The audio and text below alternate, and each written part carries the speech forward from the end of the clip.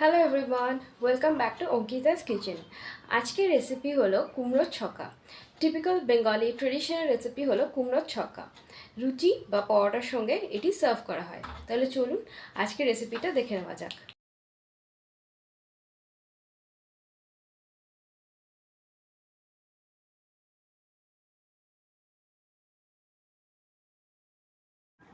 কুমড়োর ছক্কা বানানোর জন্য আমি প্রথমে একটা মিডিয়াম সাইজের আলু ও 250 গ্রাম মতো কুমড়ো কেটে কিউব শেপে কেটে আমি ধুয়ে নিয়েছি।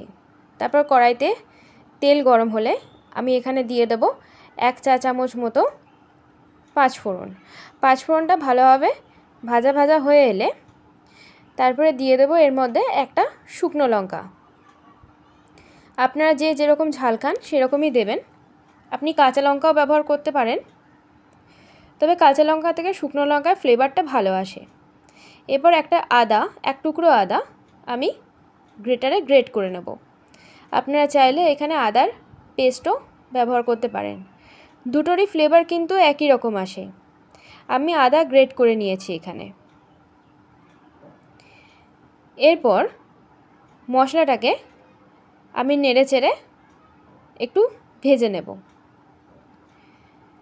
একটু ভালোভাবে ভাজতে হবে, স্লো ফ্লেমে রান্না করছি যাতে মশলাটা পুড়ে না যায়। ভালোভাবে ভাজলে একটা সুন্দর গন্ধ আসে। এখন না পুনেতে ততটা গরম নেই, মাঝে মাঝে বৃষ্টি হচ্ছে, ঠান্ডা ঠান্ডা ওয়েদার, তাই একটু লুচি খেতে ইচ্ছা হলো। আর বাড়িতে সবজিপাতি কিছুই নেই, কারণ বৃষ্টির জন্য বাজারে যেতেই পারছি না। তাই সাথে একটু আলু আর কুমড়ো ছিল বাড়িতে, তাই সেটা দিয়ে ভাবলাম একটু রেসিপি বানিয়ে নিই আর আপনাদের সঙ্গে শেয়ার করি। জানি এটা খুবই পরিচিত একটি রান্না, আপনারা প্রায় সকলেই জানেন, আপনাদের সকলেরই জানা। তাও আপনাদের সঙ্গে কিছু কিছু জিনিস ভাগ করে নিতে পারলে আমার ভালো লাগে। এবার কুমড়ো আর আলুগুলোকে কড়াইয়ের মধ্যে আমি দিয়ে দিলাম। তারপর কুমড়ো আর আলুটাকে একটু ভেজে নেব। আমি একটু এদিক ওদিক যাওয়া আসা করছি, কারণ সাউন্ডের প্রবলেম হচ্ছিল একটু। দেখুন ভালোভাবে ভেজে নিচ্ছি, লাল লাল করে একটু ভেজে নিতে হবে যাতে সবজি থেকে সবজির কাঁচা গন্ধটা চলে যায়।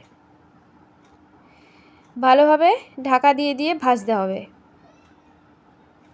আর এখানে আমি ভাজার সময় জল ব্যবহার করব না, তেলেই ভাজবো। এরপর আমি মিনিট 15 জন্য ঢাকা দিয়ে দেব।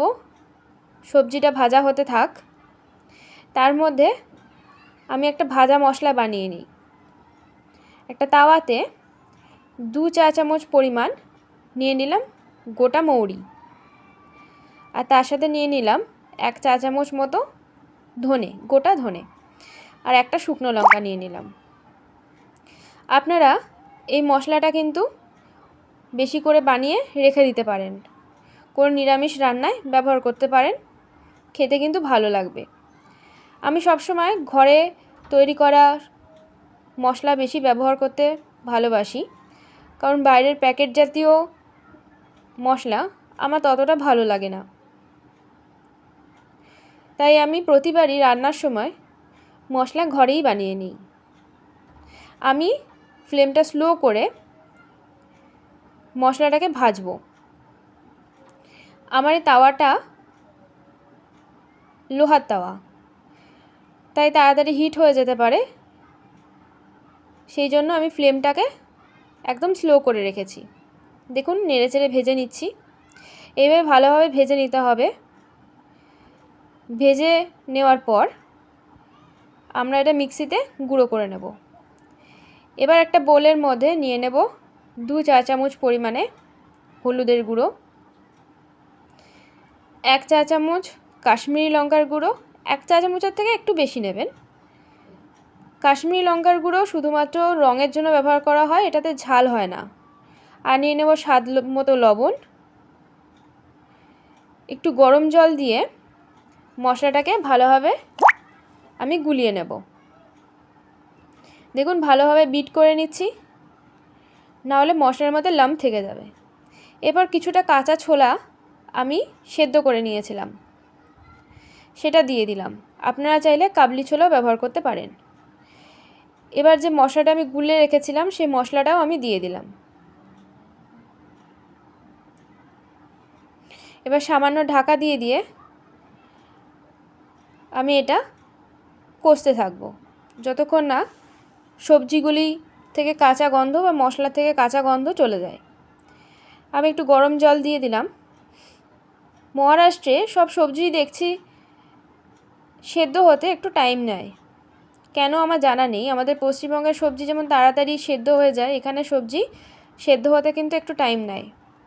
তাই বারবার ঢাকা দিয়ে আমি সবজিগুলি সেদ্ধ করে নিচ্ছি। আপনাদের যদি কারো জানা থাকে তাহলে আপনারা অবশ্যই আমাকে কিন্তু জানাবেন যে কেন দেরি হয়। আর এই ইউটিউব চ্যানেলটা আমি কিন্তু নতুন খুলেছি, আপনারা অবশ্যই আমার পাশে থাকবেন। ভুল ত্রুটি যা থাকবে কমেন্ট বক্সে আমাকে জানাবেন, আমি খুব খুশি হব। আর গুঁড়ো মশলাটা আমি দিয়ে দিলাম। গুঁড়ো মশলাটা দিয়ে দিলে স্বাদ খুব ভালো আসে। রান্নার প্রথমে বা মাঝে কিন্তু গুঁড়ো মশলাটা দেবেন না, একবারে রান্নার শেষে গুঁড়ো মশলাটা দিয়ে ভালোভাবে একটু নেড়ে ছেড়ে নেবেন, তাহলেই কিন্তু রেডি হয়ে যাবে আমাদের কুমড়োর ছক্কা। ও আর একটু চিনিও দিয়ে দেবেন, একটু মিষ্টি মিষ্টি হলে ভালো লাগে। রেডি আমাদের কুমড়োর ছক্কা।